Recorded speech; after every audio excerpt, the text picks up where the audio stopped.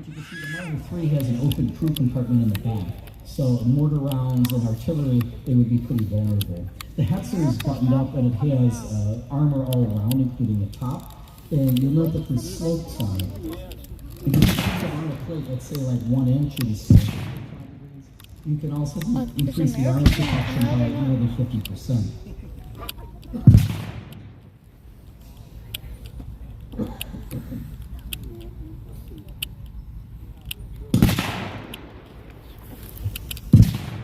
So that artillery is trying to soften up the German positions in the foreground.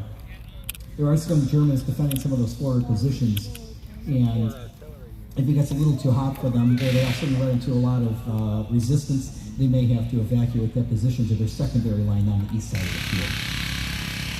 So the 251 is firing an MG42 machine gun. You can hear the zipping sound.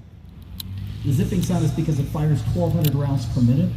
The gun was developed in 1942 as a replacement for the MG34, which most of the German army was equipped with at the time. Its rate of fire was slower.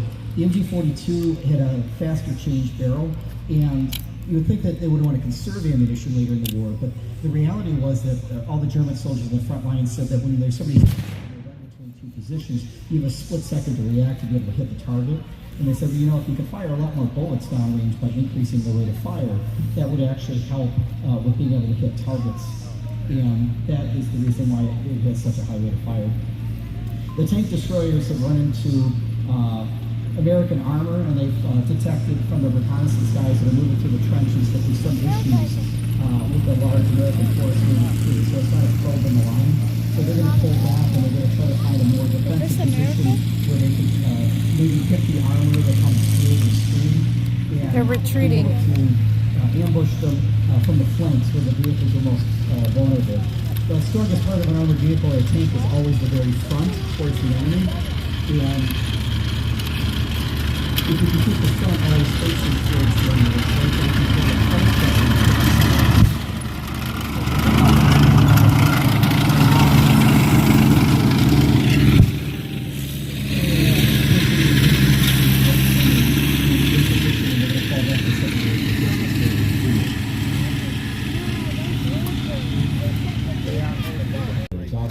But the other part of it is that if you're only doing it in bounds of maybe 10 yards and then you drop, it's you pose less of a target when crossing open fields.